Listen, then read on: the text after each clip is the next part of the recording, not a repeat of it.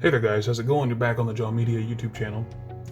Today we're going to go over some information on the PlayStation 5 and Xbox Series X.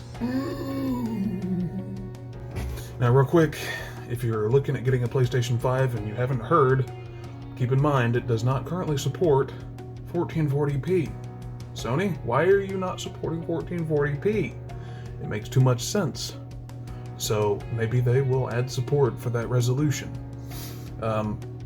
There's been some reports of a few consoles, PlayStation 5s, being bricked because of some software issues. Maybe the new firmware update that came out a week ago fixed that. I'm not sure. People have had consoles bricking since then or not, but that's something that needs to be addressed. Also, storage. Limited storage on the PlayStation 5 is a problem, obviously, with these next generation games. They're huge. So having to uninstall games to install other games is a common problem, and if you don't have a blazing fast internet connection, you're in trouble.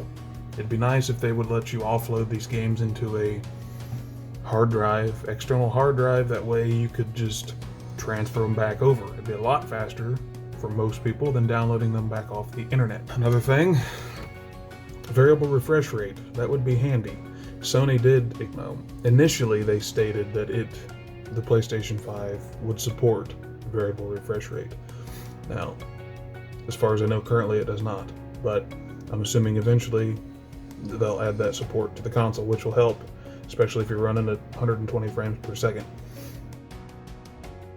Alright, we're going to talk about the PlayStation 5 error code CE-108-255-1, and on PlayStation's website, it says there may be a problem with your application. There may be a problem on your application or console. If this error occurred on your PlayStation 5, please try the following to find if this problem can be fixed. And it says, 1. If this error occurs after launching a game, delete the game in which the error occurs from settings, storage, and reinstall the game. Start your PS5 in safe mode and perform 5. Rebuild database. That seems like a scary step. I'm not saying that if you have to do that or if you try that it's going to break your console, but I think that's essentially like updating a BIOS on a PC motherboard. I don't really know, but I know that's a little risky. I've heard that breaking consoles. So if you get to that step, cross your fingers. I'm not saying it's going to hurt anything, but I think there's a chance it could. 3. If the error occurs again, reset your PS5 from setting system software, reset PS5. I think that's a factory reset, I think. And try installing the application again. Please take a backup of all sorts of your data in advance. Yeah, make sure you do that, obviously. So, I don't have a PlayStation 5, so I can't speak through experience, but I can speak through previous experience on other consoles. I got an Xbox One X at launch. Didn't really have any issues with it, but it wasn't a next-gen console. It was just a refresh and a power-up, obviously. Okay, and then 4, if the above means do not work, please contact PlayStation Support. Now, I've heard PlayStation Support is basically overwhelmed.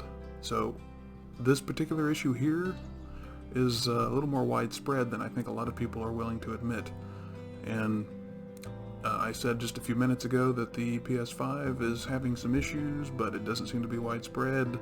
I've heard less than 1% of consoles sold are having issues, but I think it's more than that. So I think I'll go ahead and let you know I'm not a fanboy for either console here, Sony or Microsoft. Actually, I've got a PlayStation 3 Slim sitting over here on the shelf. I intend on making a video of taking it apart and cleaning it out and stuff, but I'm not sure if anybody plays PlayStation 3 Slim or even wants to take theirs apart to clean it, but that video's in the works. I've got an Xbox One X, like I said. We had an Xbox One S. I bought an original Xbox on launch, bought a PlayStation 4, within a couple months of it launching, and like I said, PS3, 360, I had like 5 360s. But primarily I play on PC, which doesn't make me any better than anybody else. I just prefer to play on my PC, except for Halo. I like Halo on the Xbox, mainly because Halo 4 SWAT was only playable on the Xbox version, but it's now on the PC version, so I'm playing it on there. There's my 2 cents on it. I wish I had these things in hand. I'd love to work with them, take them apart, review them, but that's not going to happen yet. I'm going to try on the 25th to get, well, I'm going to try for a Series X. If this video was helpful in any way, consider subscribe, consider the like button. You know, it's up to you. You can say hi to my plant. He's still back there.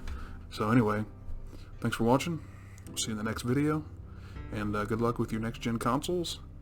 And have patience, my friends.